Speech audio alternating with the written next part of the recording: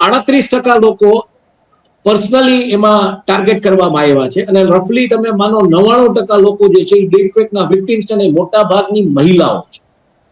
એટલે cyber fraud, deepfake આ બધું એક બહુ મોટી ઇન્ડસ્ટ્રી તરીકે આખી દુનિયામાં અત્યારે એસ્ટાબ્લિશ થઈ રહ્યું છે. અને એક પ્રકારનો ઇન્ડિયામાં આમ તમે જોવા જાઓ તો એઆઈ ડ્રીવન આખું એક જેને કહી શકો સાયબર ક્રાઇમનું એક્સપ્લોઝન, એટલે આ સાયબર ક્રાઇમ, સાયબર ફ્રોડ આ બધું એક થઈ રહ્યું છે અને એની વેલ્યુ જે પેક કરવામાં આવી છે 2025માં, એ પ્રોજેક્ટેડ 70,000 કરોડ રૂપીસ, એટલે 700 અબજ રૂપિયા, 70,000 કરોડ રૂપીસની આખી આની વેલ્યુએશન મેકેફેના સર્વે ઉપરથી આવી છે કે 70,000 કરોડ સુધીના સાયબર ફ્રોડ ભારતમાં ખાલી 2025માં થવાની સંભાવના છે. આની સામે આપણી પાસે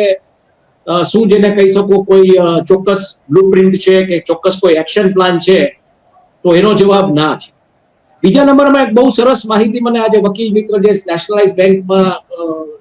બેંક જેમની ક્લાયન્ટ છે,